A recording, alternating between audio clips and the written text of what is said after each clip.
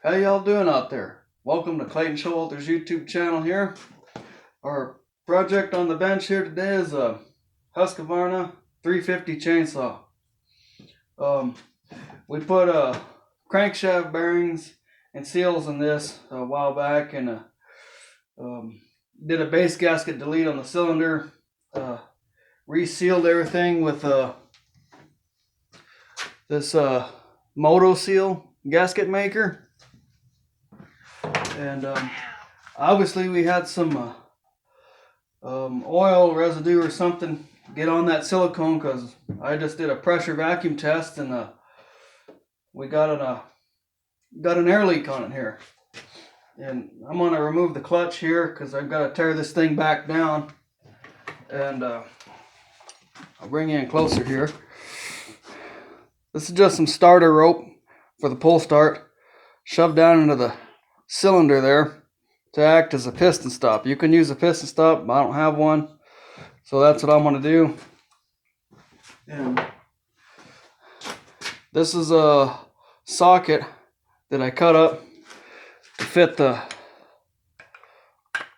clutch there.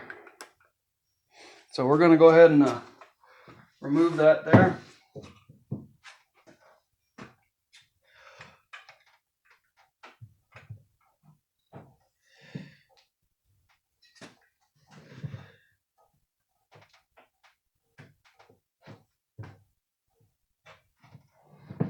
Hope you can see what's going on here. Let me check. Make sure you guys are in frame. Angle you down a little bit.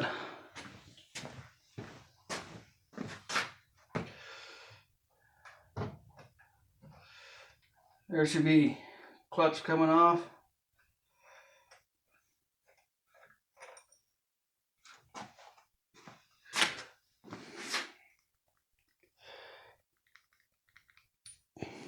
There's that tool that I made to remove that clutch there.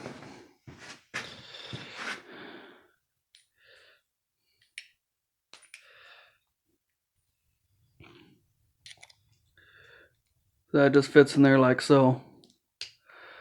Some of these clutches you need a special tool on these saws, you know, to remove the clutch there. But I try to make my own if I can.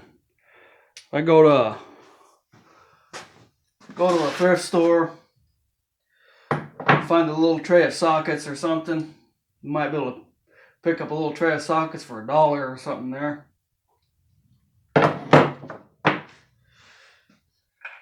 Well, there's the clutch drum.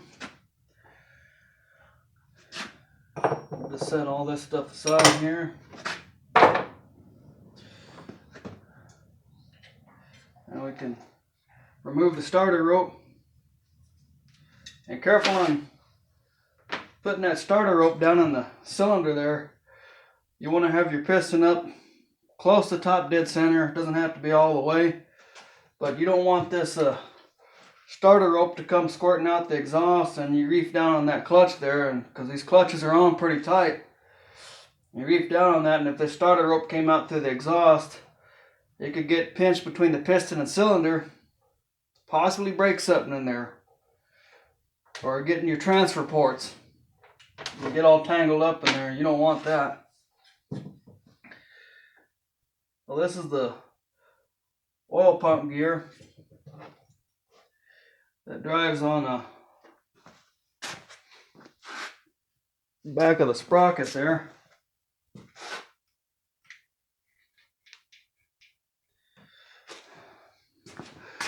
So this will fit. See if you can see this here.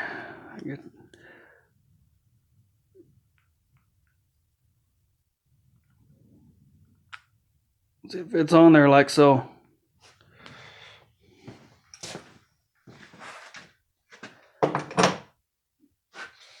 And your oil pump's down in there.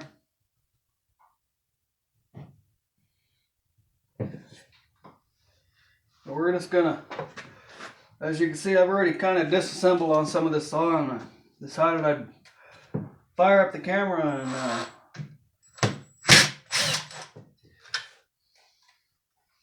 and record some of it. So you guys can kind of see what's going on, and we'll put the pressure vacuum gun on it again and show you where it's leaking there. And if you got some containers like this helps out. Some screw-on lids, clear containers, throw all your nuts and screws in. That way if it got knocked off the bench, you're not gonna go losing anything.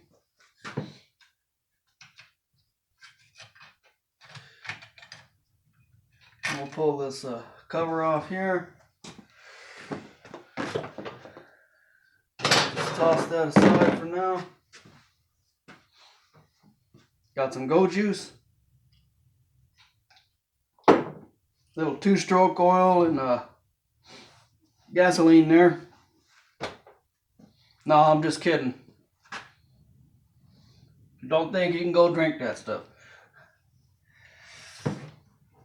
Alright, let's go ahead and remove this oil pump here.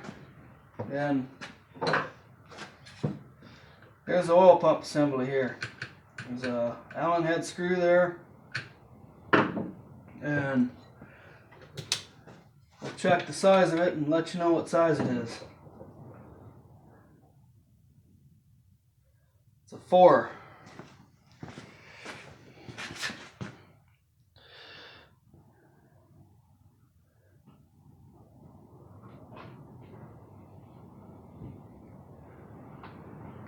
CRV4. Just thought I'd show that to you. That's what most of these are on this Husqvarna 350 here.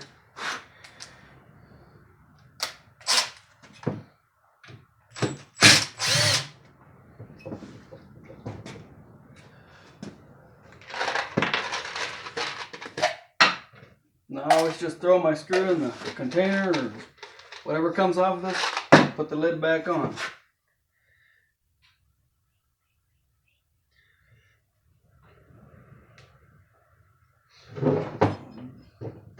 Little flat blade screwdriver.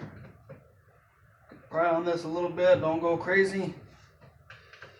And this piece here is it's just rubber.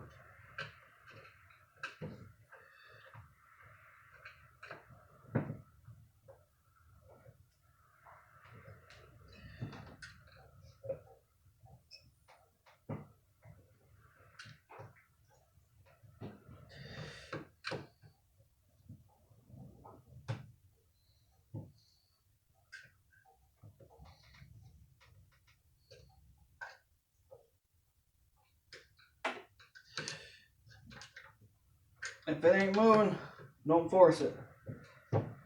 Take another look at it because something might be holding it.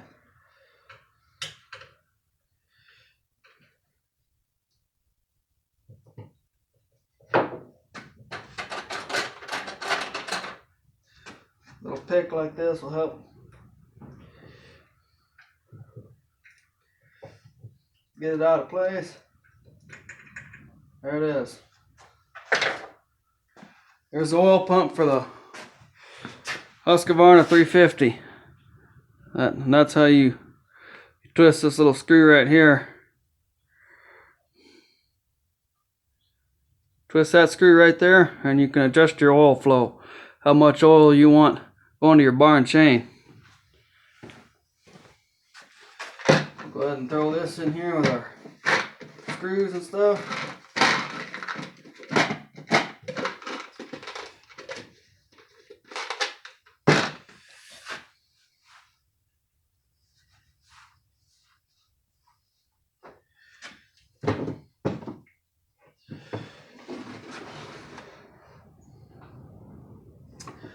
And let's go ahead and remove the flywheel.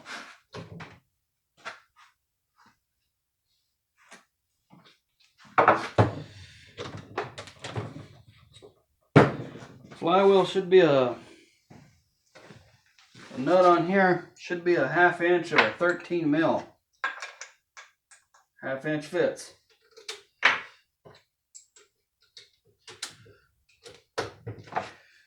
One of these impacts like this does not have to be in Milwaukee. Whatever brand you prefer. Make sure it's going in the right direction. And that'll help you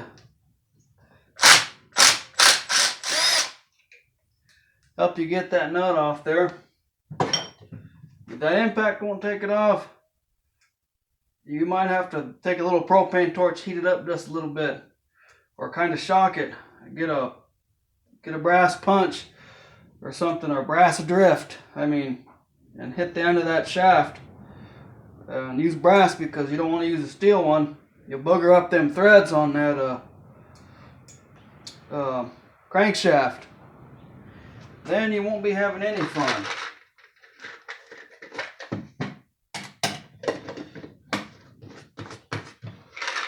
I'm going to take a little brass drift like this. Get this flywheel off.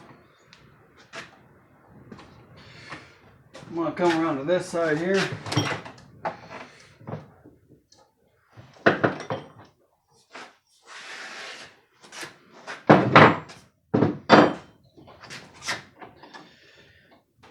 And we'll show you how to pop that flywheel off. They make a puller for those, but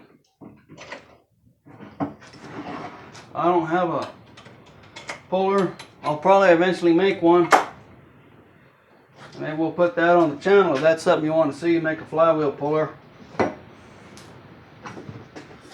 I'll just take this here, put this brass drift on the end of that crankshaft.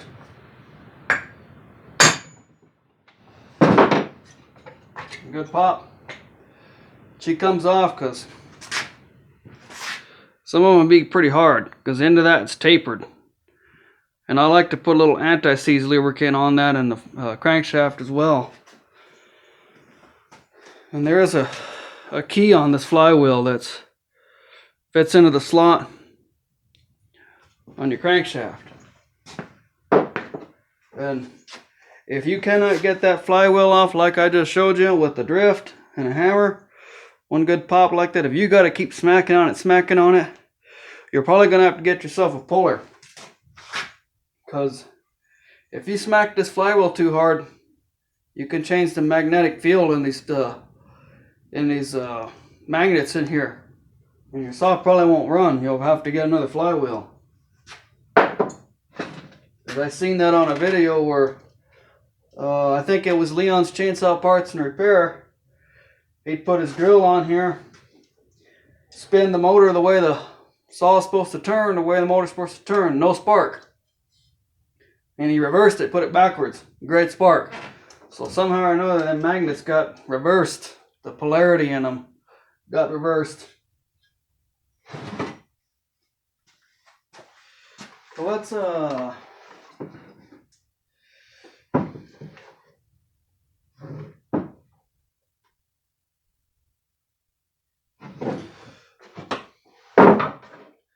we're gonna hook our pressure vacuum gun up here.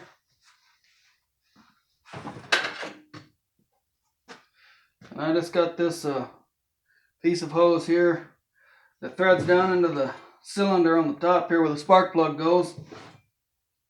And this is for a compression tester. This is what I have. They make block off plates for your exhaust and your intake that have the nipples on them for your pressure vacuum gun. But this is what I use. This is what works for me. And on blocking off the exhaust and the intake, all I did was use the carburetor. Took the carburetor off, cut a piece of inner tube, punched some holes in it, slid it back on, put the bolts. Same way with the exhaust.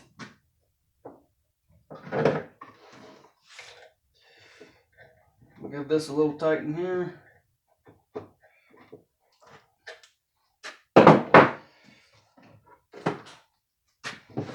We'll get our pressure vacuum gun here.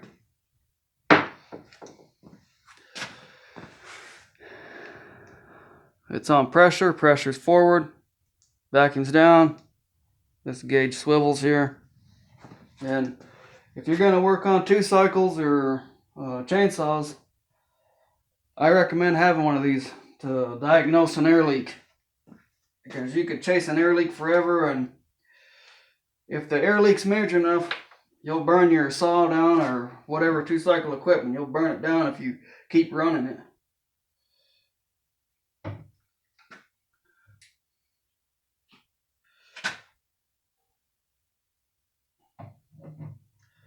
And if the air leak is very, very small, you'll probably be alright, but it's best if you can get it figured out where it has no air leaks. And the way you can tell if you got an air leak is your saw or weed eater, if it's 2-cycle, it won't idle right, or it might idle erratic, and you won't be able to tune it proper. It'll really act goofy on you.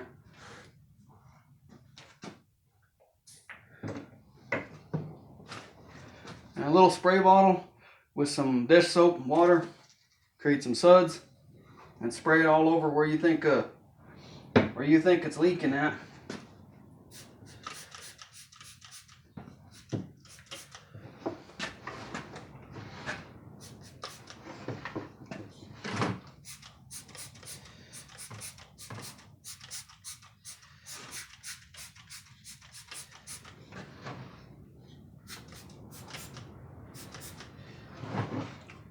And this saw does have a decompression valve right here.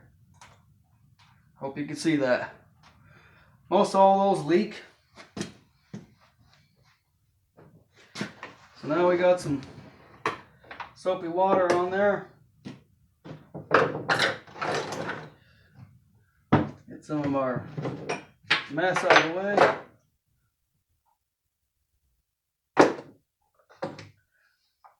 Take a little flashlight, whatever you got. Give this some pumps.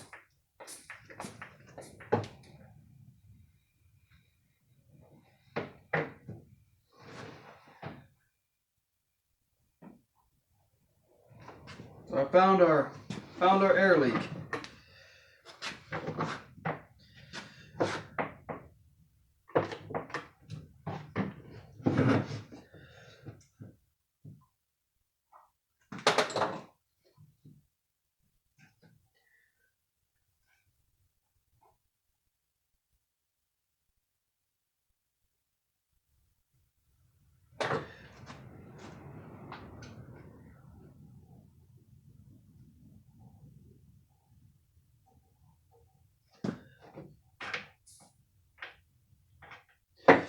So I'm gonna bring you in here and show you where this thing's leaking at.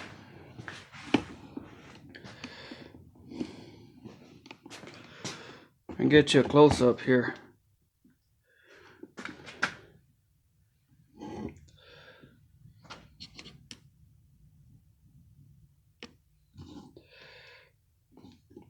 Get you zoomed in here. There you go.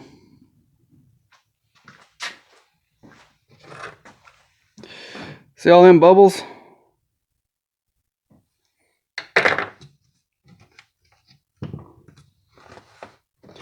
I'll give it a few pumps. And it's not leaking. It's not leaking here where this seal rides on the crankshaft. It's leaking around like the case of the saw. Let me spray a little. You can see all that. I'll give it some pumps and watch it.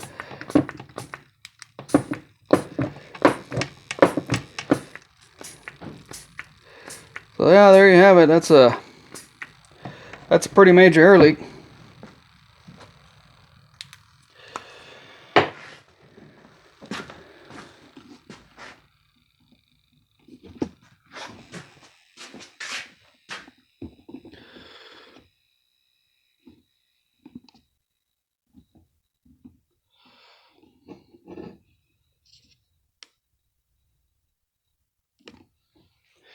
So well, I hope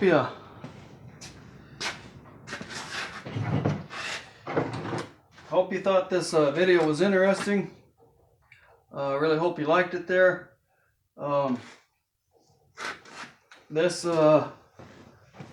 I've got a few other projects. This is a Homelight Super XL chainsaw. It's in, I think I got a couple of videos of it, probably about 2 months back. So if you want to see a little bit on it, we are going to do a build on this. We have a new piston and cylinder for it. We still got to clean it up. We might need a few other parts, so bear with me on some of these videos, folks, because I got a lot of other things going on right now. But this Homelight, that will be on the channel. And there's another one, another saw. Well, I'm gonna have a lot of other saws projects I'm working on. I've got this one here. This is another Husqvarna here.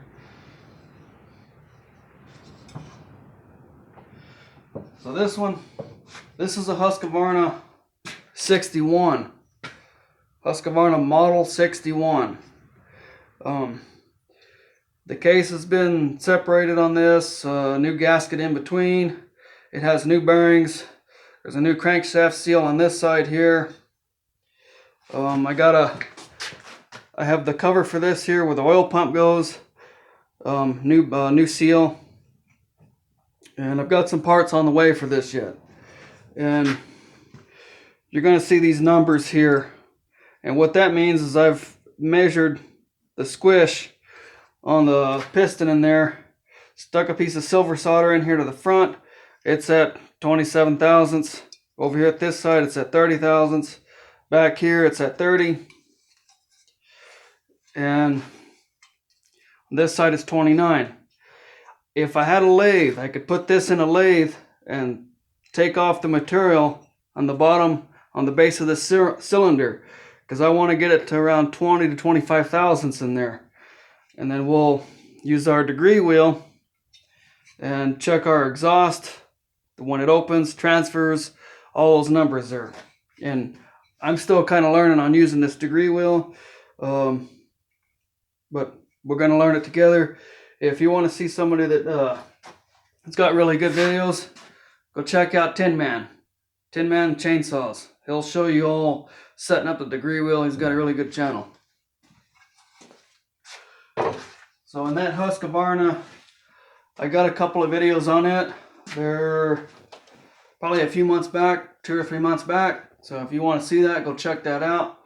So I'm going to try to get to these when I can. Right now our concern is this Husqvarna 350. So this is a customer saw. I got to get this done before I can play with any of my other stuff. So hope you liked this video. And I hope you all are doing good out there. Please let me know what you think of this. I really appreciate all the new subscribers. That's going to continue to help me grow this channel. I really appreciate that. So just hang tough with me on some of these saws here. We'll get to them, and hopefully you'll have fun watching this, and hopefully you learn something. Y'all, thanks for watching. Y'all take care.